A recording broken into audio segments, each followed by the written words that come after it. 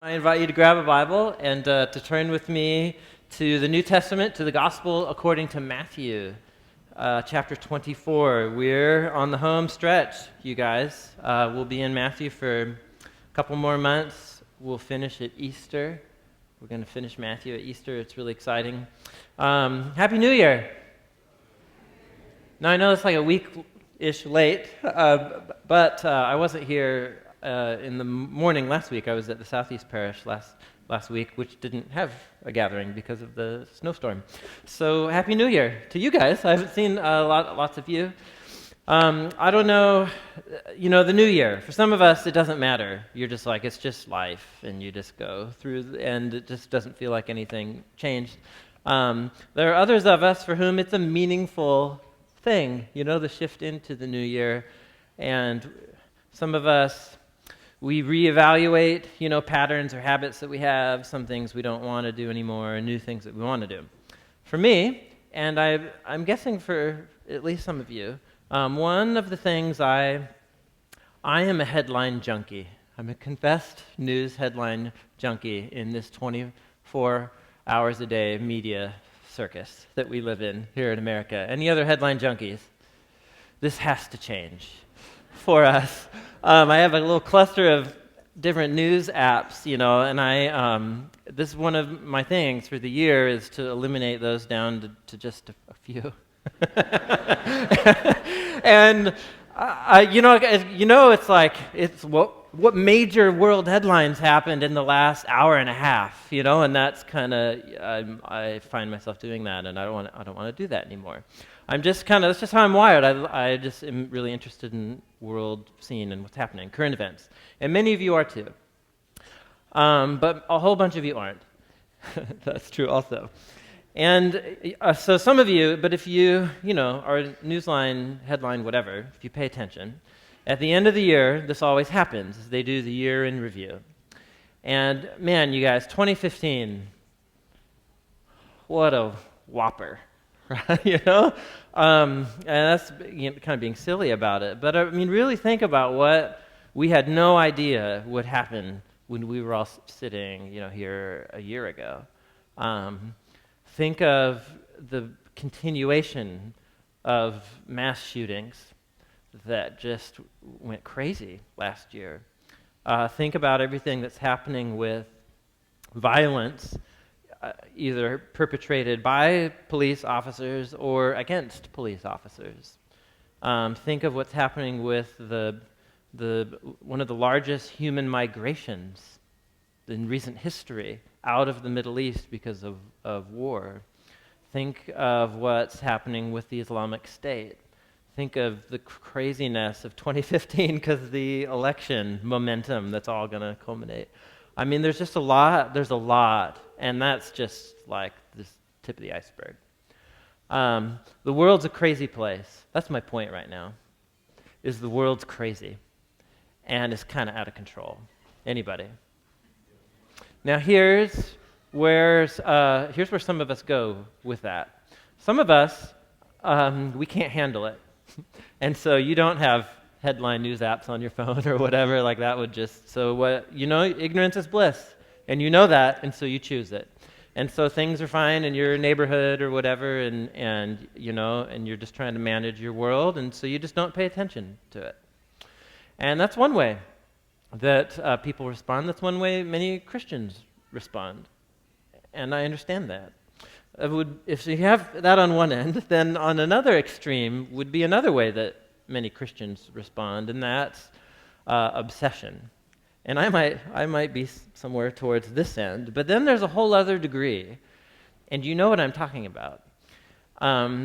This is the same crowd for whom the new year means the new prophecy newsletter, right? And this is about people who read the events and current events and try and arrange it into a puzzle and signs so that we can figure out that Jesus will return on May 17th this year. You know what I'm saying, right?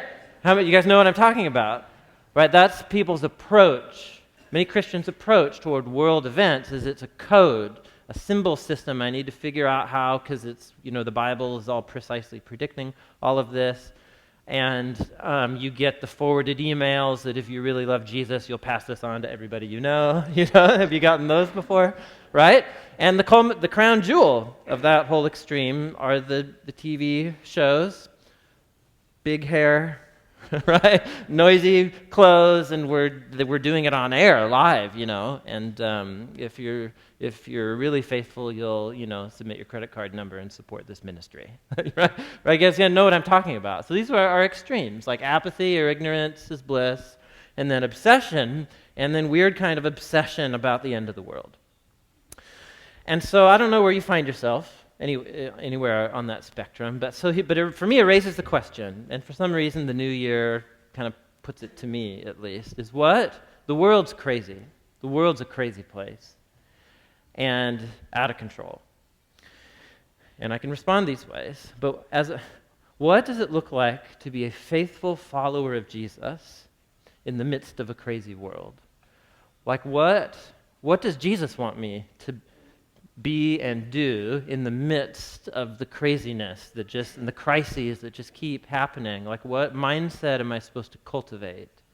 How am I supposed to be intentional so that I don't slide into extremes? And lucky for us, Jesus spoke precisely to the question.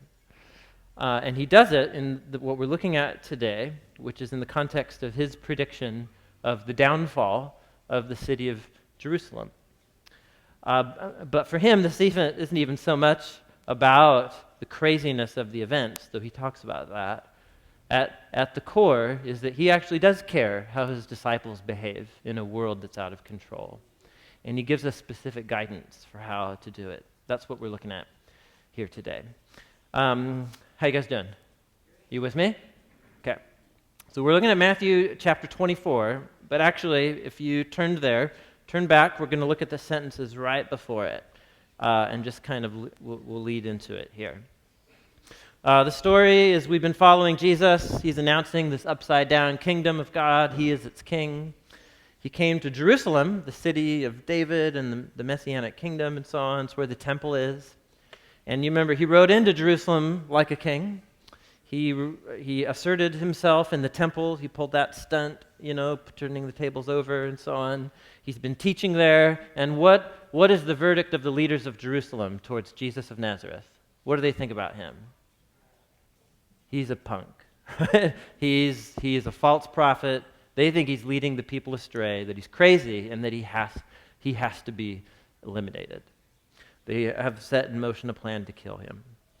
And so, Jesus, at the end of his accusation against the leaders of Jerusalem, look at verse 37, the very last sentences of chapter 23. He says, and we know from the other Gospels, with tears in his eyes, he says, "Jerusalem, Jerusalem, you who kill the prophets and stone those who are sent to you. How often I've longed to gather your children together like a hen gathers her chicks under her wings, but you were not willing."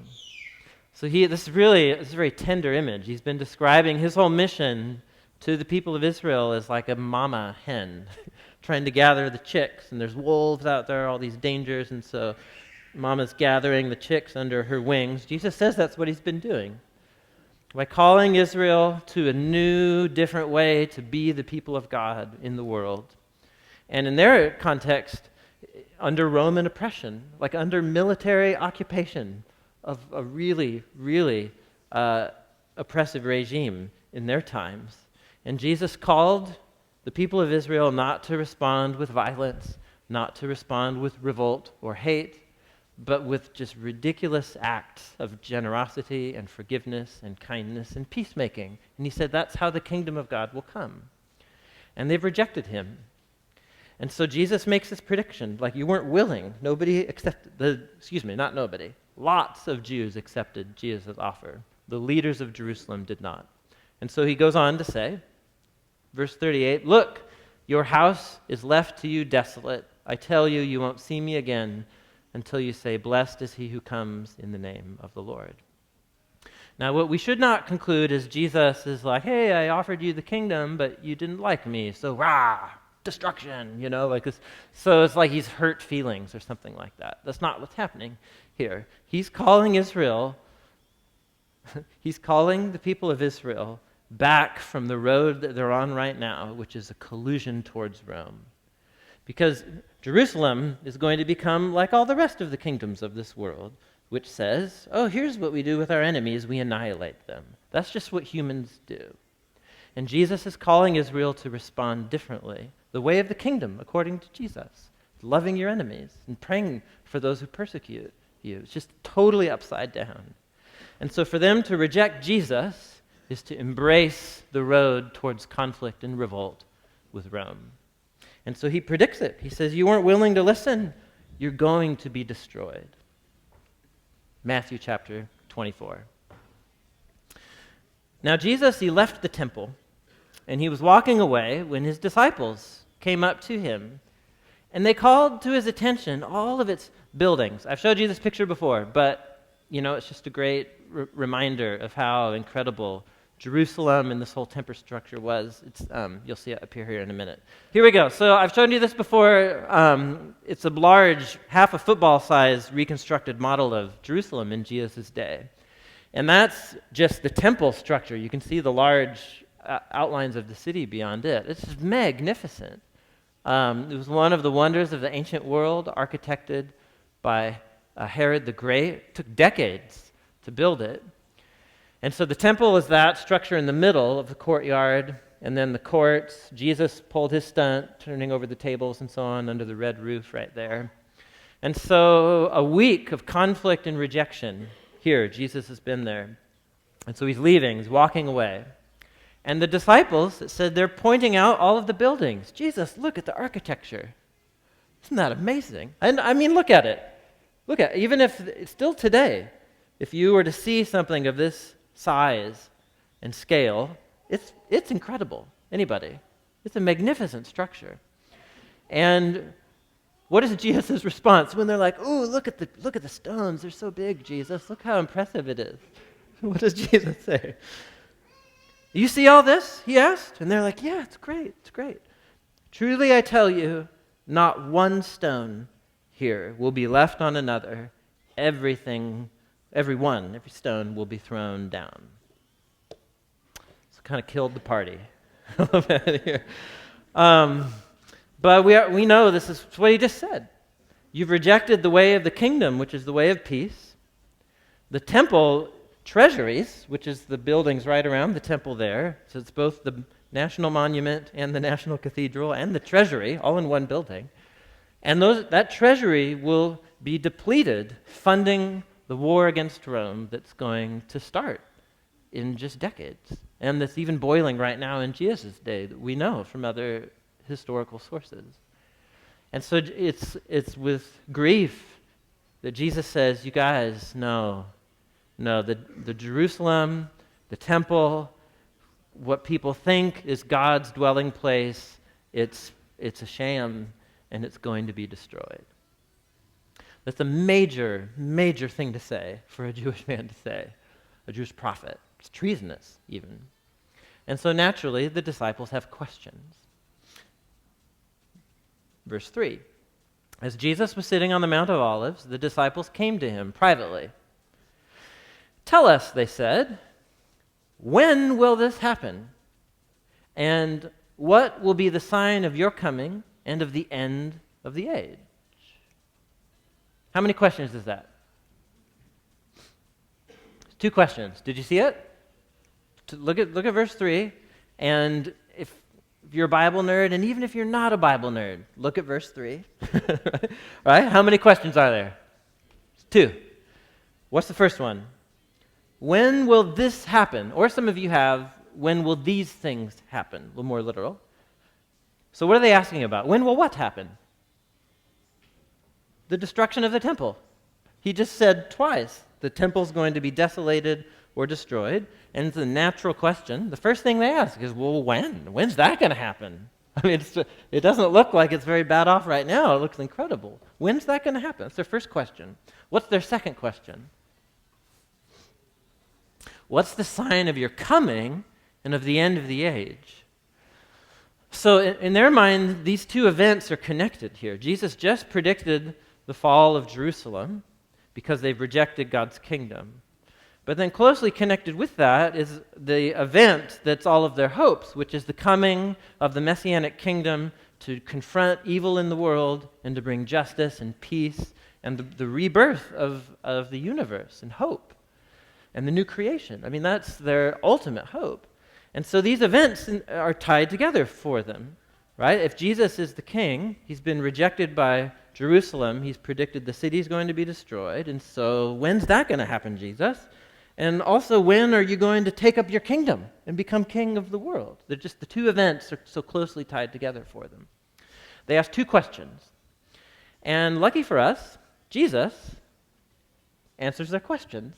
And he gives two answers. Which question do you think he answers first? He answers the first one first. Right? As you would hope he would, as a clear communicator, which he's not always. I'll grant you that. So just watch what he's going to do. He's going to answer the first question first. What's the first question again? When's this? Starting in verse 4, he's going to go on we're going to read it through today and explore it. He's going to answer this question.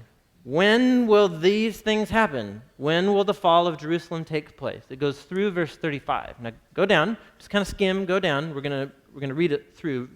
We'll have to do it fairly quickly, but read through. Go to the end of the answer to this first question, verse 33. Even so, when you see all these things, you know that it, or some of your translations have he. Oh boy, here you go. Welcome to the debate. Anyway, something is near, right at the door. Truly I tell you, this generation will certainly not pass away until all these things have happened. What are these things? What are these things? Well, what was the question that he was asked? When will these things or this happen? Namely, the fall of Jerusalem that he just responded. He gives an answer, and then he concludes his answer by giving a timeline, doesn't he? These things are going to happen within how long? What does he say? Well, within this generation. So who wants to give a good biblical number to the passing of a generation? Think of the Israelites in the wilderness. Well, 40. There you go, 40. 40 is the biblical round number for a generation. Within 40 years, Jesus says, these things will take place, the fall of Jerusalem. He was very close. It was 37 years. 37 years. So that's his first answer to his first question. Then he's going to take up the response to the second question. What's the second question? What's the sign of your coming and of the conclusion, the end of the age, right? When the kingdom of God becomes the kingdom of this whole, when heaven and earth meet and the kingdom of God comes.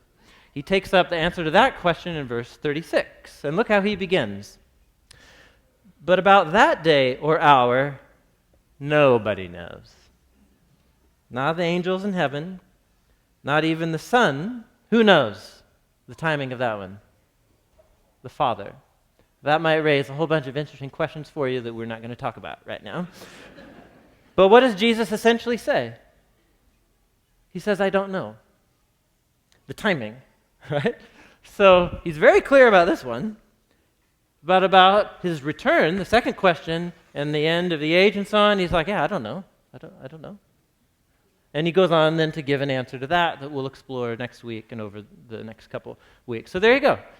Now here we enter in, this passage has been one of these passages in Jesus' teachings that's attracted enormous debate and conversation.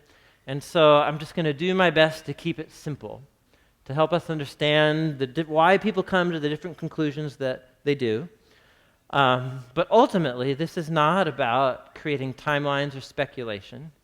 Jesus is giving pastoral wisdom and guidance to his disciples about what on earth how are you supposed to live when the world gets out of control? Like, what mindset should I have as a follower of Jesus if it's not apathy or obsession? What do I do? That's what he cares about, and that's what he's going to move towards in this answer. Now, the way he goes about answering it is going to feel strange to us, and it's going to feel strange to most of us because most of us in the room here aren't ethnically Jewish. You didn't grow up going to synagogue every week, and you didn't grow up immersed in the language of the prophets and the poetry of the prophets. And the way that Jesus is going to go about answering this question, it's like a good Jewish prophet, so we're going to give him a beard. All right? So think of it like this. Some of you have seen me draw this drawing before. Think about if you've ever gone up to the Rose Gardens or Pittock Mansion or something like that. You get up on Skyline Boulevard, and you can look at the Willamette Valley looking up at Mount Hood.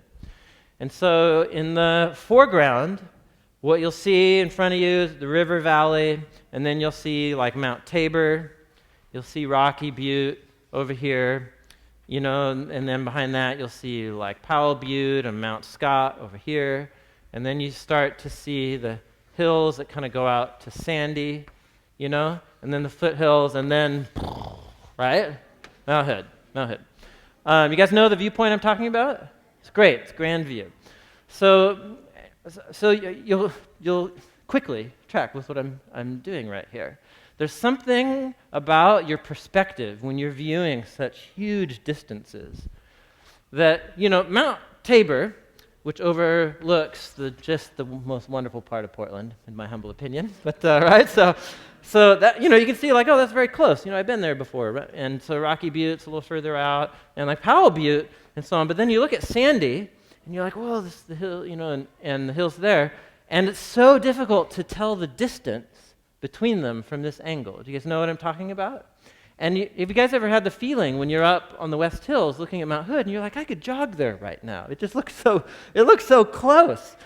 And you have no sense of depth that like this is actually a full-on like hour and a half drive, like through this, and that Sandy itself is a half hour from this, and you get what you have to do is get in a helicopter, get up, and get the whole thing and go, and you realize the vast distances between these two things. This is how the prophets and how Jesus goes about talking.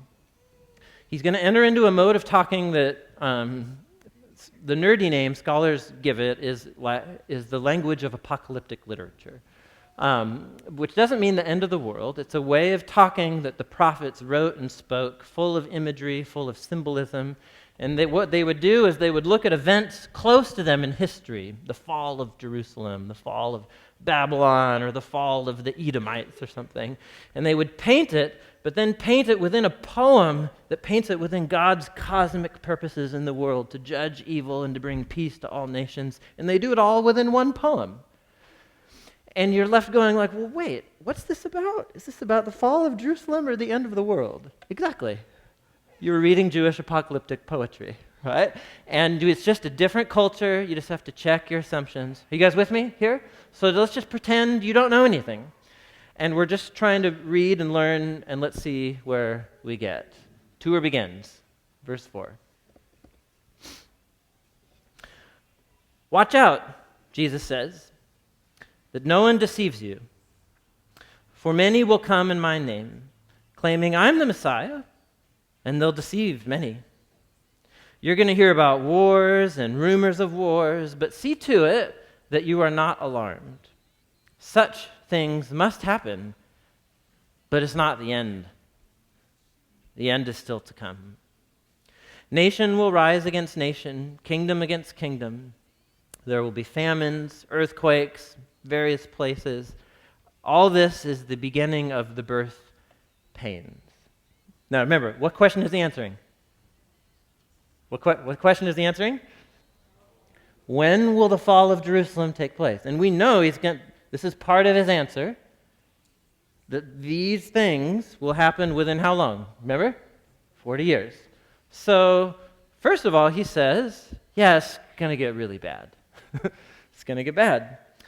There's going to come people who will say, Jesus of Nazareth, he's clearly the failed Messiah, right? He got crucified. He's a loser.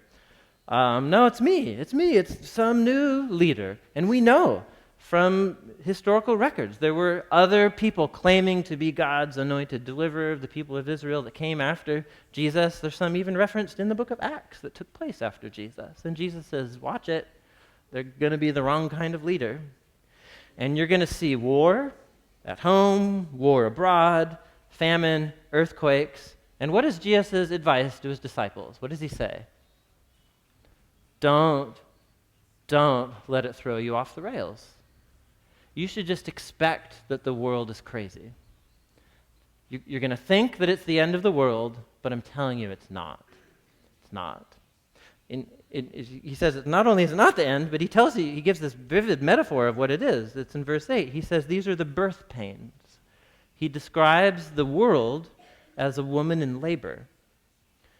And that the way that human beings work and the way human kingdoms rise and fall and war and famine and natural disasters, it's like our world is writhing in the pain of labor. And labor pains, of course, all build up towards a moment of new birth, right? And of new life. And this is how the prophets think about the history of the world. That we live in a world racked with human evil and sin and death. It's like the pains of labor, but it's building up towards the moment of Jesus' return. And so Jesus says, listen, we're just in the foothills for the next 40 years. We're in the foothills, like Rome, Greece, Persia, right? Battle of Carthage, like all these crazy events. It's all going to go down, and don't be alarmed. It's just the world. It's just the way things work here. Verse 9. Then you'll be handed over and persecuted, put to death. You'll be hated by all nations because of me. At that time, many are going to turn away from the faith and betray and hate one another. Many false prophets will appear and deceive many people. Because of the increase of wickedness, the love of most will grow cold. So he's saying, what question is he answering? This is going to get annoying, but it'll help us in a few minutes here, right? So what question is he answering? He's answering this question. So just think through the book of Acts, right? The disciples are going to go out and begin announcing that Jesus is the risen King of the world. And how are people going to respond to this announcement? Some people think it's great news, and other people think it's ridiculous, right? The strange idea that the Jewish prophet is the Messiah and that he was executed and raised from the dead and is the King of the world. I mean, come on. That's strange. That's strange, you guys. And if you don't think it's kind of odd that you believe that, then you become too domesticated to the whole thing, right? Like, talk with your neighbors about what they think you believe. You know what I'm saying? And you realize it's quite odd. And so you have these followers of Jesus going out into the world with this message, and look at what it is. There's three things, he says, that are going to happen, and all kinds of people are going to bail on following me. First of all, there'll be pressure from without, persecution, right? Mockery. It's strange Christians. They live in these strange different ways and believe all this, right? So there's persecution. But not only that, there's rot from within. So he says false prophets, so people who claim to speak on behalf of God and behalf of Jesus, and they get a following. But actually, what they've done is they have a religious or a political agenda, and they've just hijacked Jesus and are trying to get people on their team to whatever, to give them their credit card numbers or be on their team. It actually has nothing to do with Jesus, but it's all done in Jesus' name. Watch out, Jesus says. Lots of that coming down the road. And then if it's not persecution or giving in to like bad false leaders or teachers, then it's going to be the apathy due to wickedness, Jesus says, or lawlessness. The way of Jesus' kingdom is so counterintuitive. Human kingdoms, it's natural. Humans and human societies, us, right? We reshape right and wrong. We turn wrong into right and right into wrong. And as that happens, our own moral compasses get distorted and our love grows cold. It's a very vivid image. So for Jesus, what's the meaning of human life? What's the meaning of life? What are humans supposed to be about? What are we made for? Love. Love who? Love God, love neighbor. There's something that the purpose of humans gets extinguished in the course of the rise and fall of human kingdoms. So is Jesus describing something unique to the 40 years after he said these words? Like it's somehow, does anyone see the last 100 years in these words? Does anyone see the 100 years after Jesus in these words? Does anyone see the basic human condition of every century, says Jesus, in these words? Exactly. That's exactly right. He's talking like a prophet. Right? He's talking specifically about an event leading up to Mount Tabor, right? But actually we know, and the reason Matthew's preserved this for us is he knows that actually what Jesus was doing, this is going to be, because this is going to continue on after the fall of Jerusalem, and you're going to reach Sandy and then Welch's and rhododendron, and it's all going to be the same, right? It's not going to be any different. Somehow every generation we tend to think of our crises as the most significant one, that it's like no one's ever lived through this before. Surely this is the end. And Jesus is like, don't be alarmed. The world's screwed up. You with me? So what should his disciples do? And he has two recommendations. They're very simple. Verse 13. He says, the one who stands firm to the end will be saved. So it's about being an intentional disciple of Jesus and recognizing there are all kinds of social forces and movements. There's all kinds of fears that are going to try and distract me, right? And pull me towards apathy, or they're going to pull me towards a weird form of religious extremism, right? An obsession. And it's just the one who stands firm and just follows me and follows my teachings. So love God, love your neighbor as yourself. This is just mission number one. And endurance. Like he doesn't even say like remarkable success. The one who succeeds and like wins all their neighbors to Jesus. He just says just the ones who hang on. Right? It's so encouraging. Because it's like he knows that's about all we're capable of a lot of the time, right? The one who stands firm. Just today, this year, holy cow, what just happened? Did I read on the news? Love God, love your neighbor. It's number one. And number two, and this gospel of the kingdom will be preached in the whole world as a testimony to all nations. Then the end will come. Jesus is acknowledging here that the fall of Jerusalem is not the end of the world, that there is a whole worldwide mission of his disciples to live and through their words, through their actions, loving God, loving neighbor, that the good news about the risen King Jesus needs to go out to all of the nations. And how long is that going to take? Well, apparently 2,000, right? At least, right? And when is it all going to culminate? When he returns? He says, I don't know. I don't know how long that's going to take. But at least he gives us like marching orders. Marching orders.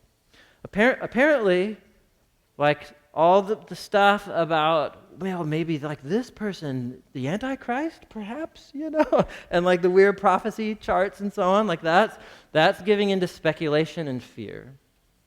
But also withdrawal and not caring about what's happening in the world is also abdicating our responsibility. Because Jesus cares about this world. He's like, the whole point of the story of the Bible is that God cares and is going to redeem and restore it. And so by standing firm and by bearing witness to the good news of Jesus, that's the mindset I'm to cultivate every day I wake up. You with me? Let's keep going. So, when you see standing in the holy place, the, quote, abomination that causes desolation, end quote, spoken of by the prophet Daniel, dear reader, please understand. What? Did you guys look at, if you have a Bible open, look at verse 15. It's just like it's the worst sentence in the world in terms of proper sentence structure. It's like you're going to see this thing happening in the temple, the holy place, and then he quotes from the book of Daniel, and then it's like, let the reader understand. What? So this is super interesting, and I can't nerd out on this for you, but it's a cue, perhaps from Jesus. I think more likely it should be in parentheses. It's Matthew, saying, "Dear reader, go read the book of Daniel, and what Jesus is going to say will make sense to you. But until you are immersed in the prophets, you're going to be lost." I think that's what this means. So what's he talking about here? Remember, what was Jesus' prediction that spurred this question? What was the prediction? Fall of Jerusalem. And what was the question that they asked? First question? When's it going to happen? So Jesus predicted that not one stone would be left on another. And now he's describing the downfall of the city as the abomination that causes desolation. So here's what happened. I'll show you another picture. I showed you the model of Jerusalem. We can actually see the evidence today of the very event that Jesus predicted and that happened. So you're looking at one of these tall walls, the remains of the walls of Jerusalem, and you're looking at the stones that Jesus said not one would be left on another. This has all been excavated. This was all buried for centuries. So right there on the right is pavement, like that was the main street. Jesus walked on that street to go into the temple. These stones, so think when the Romans came to squash the revolt, it was a military revolt that was boiling in Jesus' day. They rejected Jesus' call to a different way and full steam ahead. The battle started in 66 AD. It concluded in 70 AD when Jerusalem fell. Now just like I don't know if you can see a tiny person right there on the right, just to get a scope of how huge these stones are. And so think when the Romans invaded the city and they plundered everything, like think these stones are the size of large cars, right? So for weeks, what they did was lever off the stones to topple this whole structure. And then the destruction caused even more desolation. Go to the next slide. Today in Rome, still today, you can go see a monument called the Arch of Titus. And Titus was the Roman general who led the siege and battle against Jerusalem. And it's a monument describing all of his great victories and how he's awesome. And inside of the arch is a depiction of some of his greatest victories. And what you're seeing there is inside the arch is a depiction of Roman soldiers plundering the temple in Jerusalem. And what they did is they won the city, they burned everything to the ground, they plundered the temple of all the gold and the jewels and a menorah, right, the candle stand that was right inside the temple.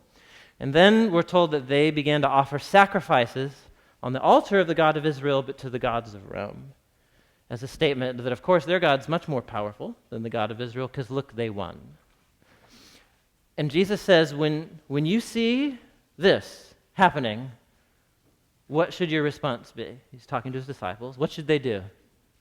What should they do? Run. Run. Let those who are in Judea flee to the mountains. Let no one on the housetop go down and take anything out of the house. There's no time. The Roman soldiers are coming.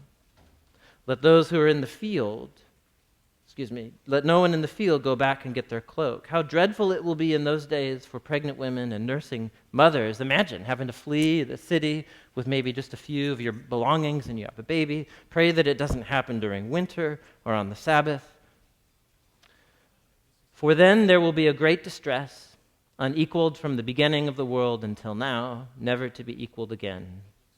If those days hadn't been cut short, no one would survive, but for the sake of the elect, the days will be shortened. Now, how you doing? You guys doing on the tour so far?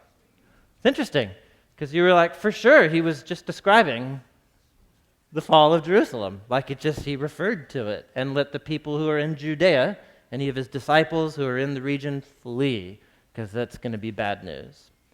But then all of a sudden, he started talking about how this is the greatest distress in the world. You with me? Did you feel like something changed there? It feels like he was talking about Mount Tabor, and then he just started talking about Mount Hood, right? So what's happening? Well, he's a Jewish prophet, and there are a couple of views. So here are the two main camps here. You've seen the basic point of the debate, is that some people think that Jesus is essentially talking about both events, the end of Jerusalem and the events leading up to the end of the world.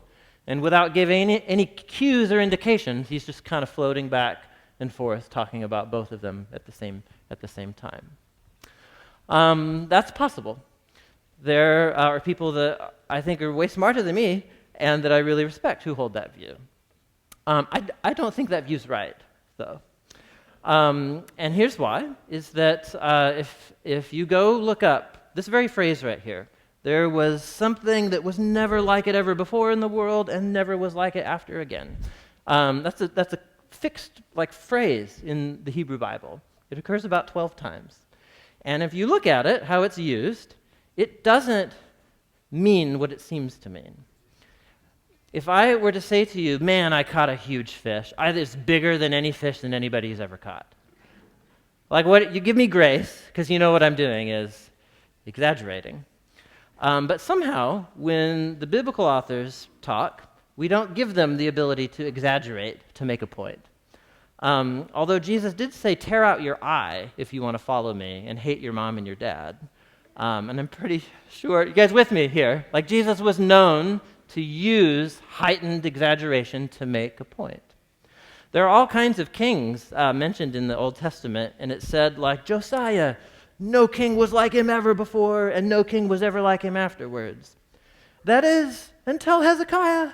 He was the no king before him and no king after, and you get all these kings, and this is all said about them, and you're oh, I think the point is they were really great kings, right? So I think that's what's going on. And so from a Jewish person's point of view, up to that point, Jerusalem's the center of everything. It's God's house. And the siege of Jerusalem and the destruction that God would let foreign armies conquer his own temple, it's just, for them, it is the center of the world. And it is the greatest catastrophe in world history. And in terms of God's purposes in the world, the fall of Jerusalem was one event in history that fits into the trail of what God's doing to confront evil in his world. I could be wrong about that, but I don't think that I am, but I could be. Verse 23, let's keep going. The tour begins again. At that time, if anyone says to you, look, here's the Messiah. Oh, look, there he is. Don't believe it. False messiahs and false prophets will appear and do signs and wonders. They'll deceive even, if it's possible, the elect, my disciples. I'm telling you ahead of time so that you don't give your credit card number to somebody who says, please fund this ministry and you too will get in on are you with me here? It's just he's saying, he knows. People are afraid. We get afraid when the world falls apart. And we give in to fear, we give in to speculation. And Jesus says, don't give in. The future is in the Father's hands. Stand firm. Bear witness to the good news about Jesus. Don't let people prey on your fears. If I'm in a place of fear, it shows that I'm in a place where I don't think that history is in Jesus' hands. And I will grant to you, because I go there all myself too, that for all purposes, it looks like history's out of control half the time. And so we called to wake up that morning, stand firm, just follow Jesus, love God, love my neighbor, and bear witness to the hope that Jesus he knows what he's doing, and that he's the king of history. I'm telling you this ahead of time, Jesus says. Verse 29. Immediately after the distress of those days, the sun will be darkened, the moon will not give its light, stars will fall from the sky, heavenly bodies will be shaken. Then will appear the sign of the Son of Man in heaven, and all the peoples of the earth will mourn when they see the Son of Man coming on the clouds of heaven with power and great glory. And he'll send his angels with a loud trumpet call, and they'll gather his elect from the four corners, from the four winds, and from one end of the heavens to another. Whoa. Which mountain are we talking about? Right here. Which mountain does it seem like we're talking? Mount Tabor? No.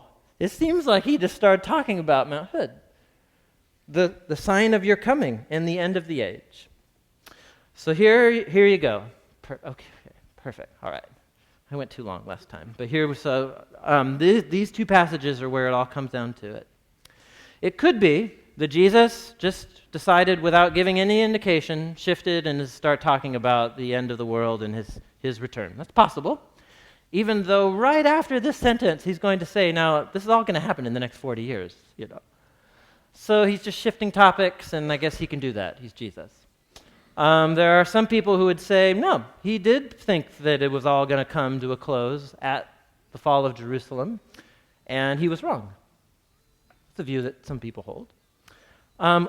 Or there's a view where I go back and I say, maybe these two poems that Jesus quotes from Isaiah and Daniel don't mean what I think they mean, because they were, after all, not written in English to 21st century modern Americans.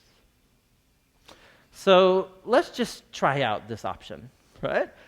Jesus is quoting from a prophet about the sun and the moon and the stars and so on. And what prophet is he quoting from? You should have a little note. You with me? Do you have a little note that tells you where he's quoting from? You ought to. You ought to. It's a direct quotation from the book of Isaiah, chapter 13. And let's just read it in context, and you come to your own conclusion. Listen, a noise on the mountains, like that of a great multitude. Listen, an uproar among the kingdoms, an army for war coming from faraway lands. The stars of heaven and their constellations will not show their light. The rising sun will be darkened, and the moon will not give its light. See, I will stir up the Medes against Babylon, who don't care about silver, don't delight in gold. Their bows will strike down the young men. Babylon, the jewel of kingdoms, the pride and the glory of the Babylonians will be overthrown. What's this poem about? This poem's about the downfall of what city? Babylon. Babylon. Babylon. Babylon was the capital city of the largest and most brutal world empire that people had ever seen in the ancient world. And Isaiah wrote a poem depicting how God was going to level Babylon to the ground. And what other nation is God going to use to bring about the downfall of Babylon? Medes. And in the course of describing the downfall of Babylon, Isaiah says the stars, sun and moon. Did the sun get extinguished in 539 BC when Babylon fell? Did the sun go dark? Not that okay. It's poetry. It's poetry. Are we going to be more literal, right? Why don't you just speak clearly, Isaiah? He's a poet, for goodness sakes. You know what I'm saying? So the world as they know it came to an end.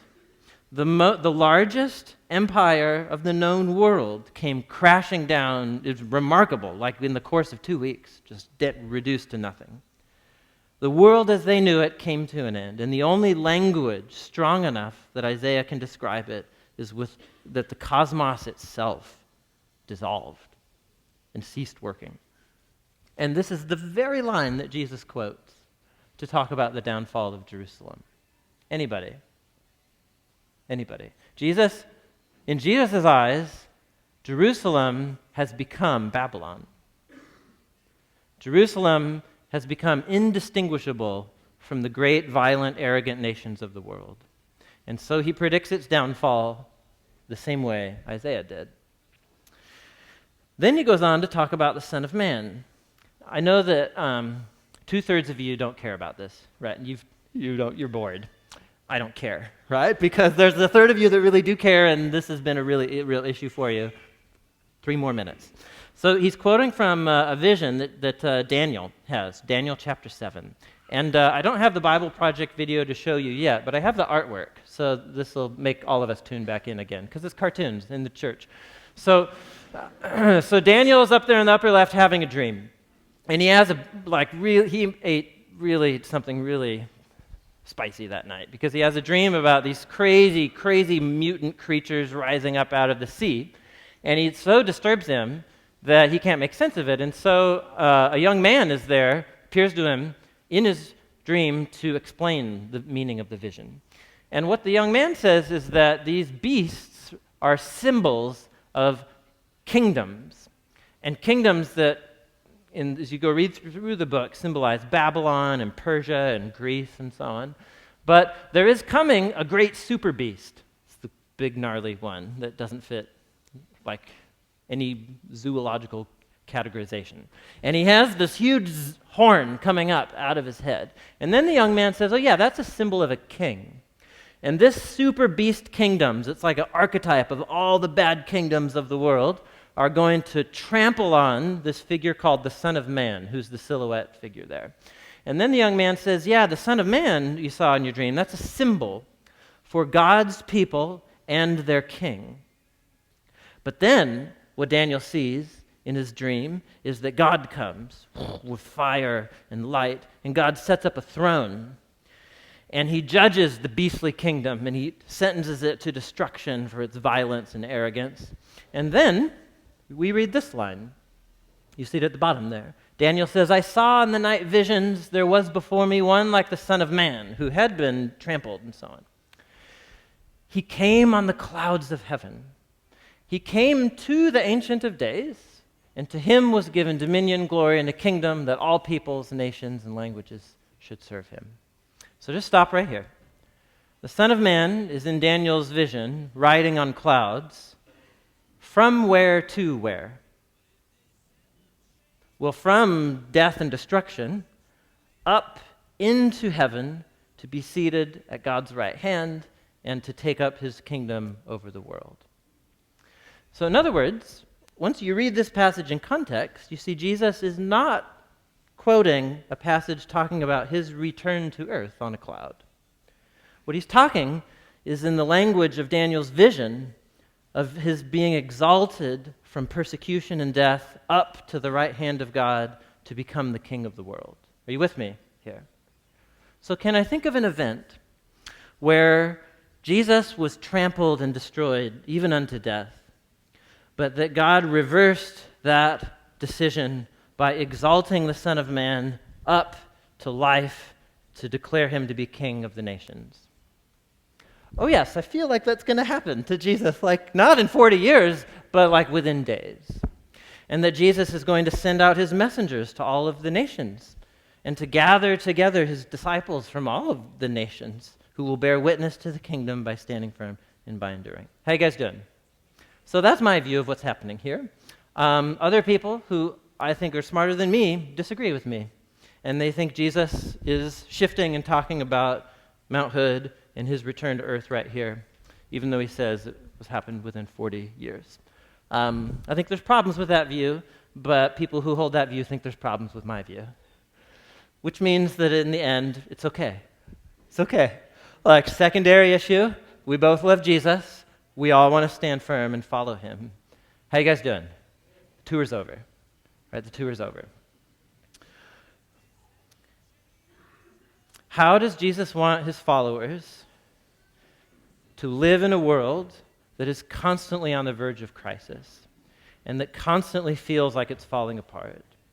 And for those of us here who are prone to fear or we're prone to speculation and it seems like things are out of control, and I know there's a lot of us who live in this space.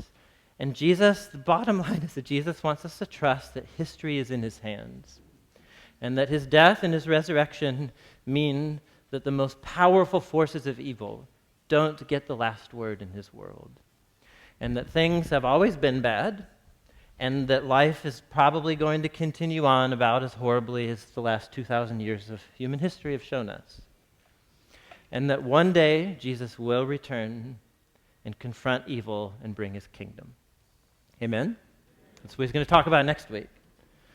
And so I'm going to close in a word of prayer, and here's what I would just encourage you to do as we take the bread and the cup, is to just ask yourself where on the spectrum you might be, apathy, extremism, who are people in your life that you know are given to fear and speculation, and what does it mean for your love not to grow cold, but to come alongside them, to help them stand firm and bear witness to the good news of Jesus. We are a people of hope as followers of Jesus, no matter how bad it gets.